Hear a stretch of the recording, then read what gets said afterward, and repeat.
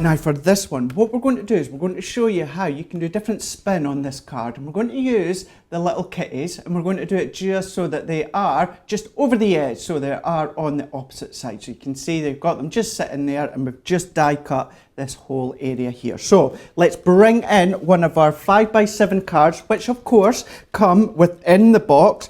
So we've got our card blank. Then what I'm also going to do as well is bringing in one of the die. So you've got the three of them, so you can die cut the left, the right, or the top. So what I'm going to do for this one is if I just bring in the die, so I know that I want to have this side die cut. You can, of course, if you want, bring in your stamp set as a bit of a guide, draw a pencil line if you want, it's entirely up to yourself. So let's just pop the stamp, so we can pop the stamp round about there. So I know that my die needs to go round about there as well. So what I'm just going to do is just bringing in my tape that down just like that, just to hold it into place, bringing in my Gemini plate. So because this is a 5x7 card, because it's going in lengthways, I do need my large Gemini. So I'm just going to bring in my plastic shim, magnetic shim, and top cutting plate. We're going to run that one through.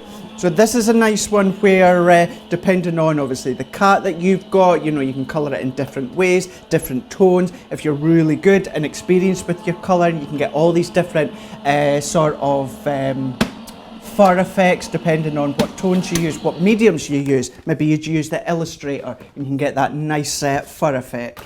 So what I'm just going to do now is then bringing in my card blank again. So I'm just going to take my die off. Now don't worry about this side, because what we're away to do is we're just away to trim that away. You can use either a paper trimmer or your ruler and craft knife, but all that I'm just going to do is just snip from the bottom right up to the beginning of that die cut piece there. Then I'm just going to go along just the fold of the card, and again just until we are in line with that top piece. So we're then just going to snip that away again, just like that. Then that starts to give us the outline of the die. So let's bring in our stamping mat. I'm bringing in my stamping platform as well, and we're going to bring our stamp back in.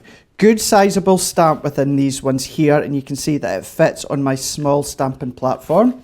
I'm going to use my tri-blend pens, so I'm just using my alcohol proof ink pad. So we're just going to stamp that out, give that a good coverage, and then what we're going to do is just bring this back in over our mat. So I'm just going to lay that flat. Then all that I'm just going to do is I'm just going to sit that just over the top, and all that I'm just doing is just making sure that the outside of the stamp goes and matches with the outline of the die cut. So when you're happy, you can then actually just press. So press in just to get all of that image of the cats out onto your cardstock. So let's press all of that. So we're then getting all of that detail. Check that out. You've got the two cats chasing the bubbles. You can see that just there. What cat doesn't love chasing bubbles? What cat doesn't love chasing anything?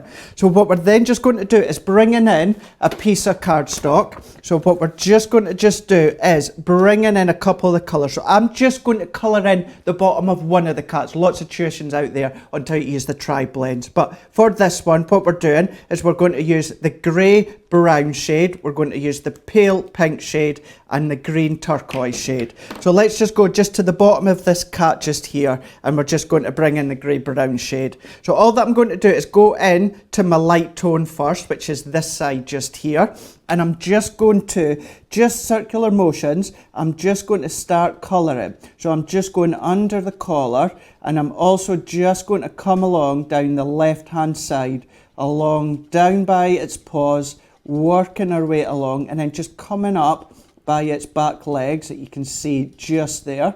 So I'm then just going to come round the other side. So wherever there is that outline, I'm just following just with the lightest tone. So I'm just working my way all the way along. So circular motions, and again I'm just going to make those lines just slightly deeper.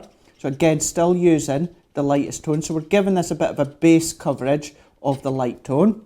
Then what I'm going to do is flip now to the deeper end, and then I'm just going to go circular motions again, just along those lines, but I'm not going all the way across and meeting up with the light tone. I'm just very lightly, just with a very thin line, circular motions, just adding some of that dark tone, working our way along. So just carrying along. Then what we can do is then we're going to go in to the mid-tone of the colour. So we're just going to then take the barrel and we're just going to take the mid-tone, which is then in the middle. We're just going to overlap, so just where that deep tone meets the light, circular motions with the mid-tone, and we're just blending them in. Blending those tones in together, you can see just there, just finishing it off, and that's just blending the deep and the mid together. Then what we've got remaining, we will then go back to the light tone, circular motions, just to finish that off. And again, what we're doing is we're now just blending that mid-tone into these open areas. You can start to add additional detail. If maybe you're using your illustrators, you can get all the fur effect. It's entirely up to yourself. But again, just blending these wee bits in. Giving it just a moment or two for the alcohol to evaporate, you'll start to see it coming to life. Now again, depending on the colours that you use, you can get a completely different look of cat. So what I'm then just going to do is if I just bring in this one that I'd done earlier, you see the difference in tones that I've gone for with that one there. So what I'm just going to do is bringing this one in. So that's just using the 3 tones that I just showed you a moment ago. And then what I'm going to do then is let's bring this back in. I've then taken some elements also from the box. So I have taken the pattern paper as well as this turquoise pattern paper. Now, you might think sometimes with that paper, you might get confused like I did, thinking I had it the wrong way, but you don't need to worry. The actual sentiments on the paper are all different areas, different ways that it's facing. So you don't need to worry about that one. Bringing in just a couple of other wee parts as well. So we've just snipped into the pattern papers. We've added some of the background card as well as a sentiment, wee accents, and some of these dewdrops as well. So let's bring in our tape runner, and it's just the case of now having that extra bit of creativity, and we're just going to build our card. This is 5x7, but you could do this on a smaller sized card. Maybe you want to do it on a square card. You could still do this style on a 6x6, even a 5x5. Might want to go larger if you want. It's entirely up to yourself. But you've got all these elements that work together, whether it's the size, whether it's the shape, whether it's the colours. All the colours complement throughout. A very pastel colour within this selection. So then I'm just going to bring in that wee space that we've got at the bottom. I'm just going to add my tape runner. So we're just going to add the adhesive along that base. So bringing this in, setting that in place, and then I'm going to bring in my 3D foam pad. So I've got these ones here, and I'm just going to bring in this strip that I've already done. So again, just bringing in just a wee bit of height. You can use your glue gel if you want, but we're just going to pop that over the top. So that's just going to sit just nicely. Now don't worry if areas start to overlap. That all adds to your cards, whether this card or any other project that you're doing at home. Then for our sentiment, again, let's bring in a foam pad. So we'll bring in our foam, again, just to add a wee bit of height. So I've stamped this one out already, and it says especially for you, and we've already added just a few of those dewdrops. I've kept them clear, but you can colour them if you want.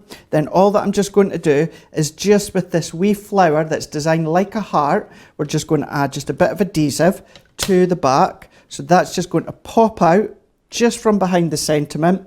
Then all that I'm just going to do to finish off, we're going to bring in a few of these dewdrops, and we're just going to add them just to the right hand side, and we're just going to randomly pop them. And again, it's like a little additional 3D bubbles just popping out from all over the cats and from around the cats. Then all that I'm going to do is just bringing in my bow. This ribbon set also comes within the box. Everything that I've used, apart from the ink pad and the tri-blend pens, all come within the box. Then there we go, a nice, relatively simple card. The only thing it takes that wee bit of time is the colouring. It's entirely up to yourself what medium you use, but there we go. There's another style in which you can create using the subscription box that are all over the edge of your card and stamp dies.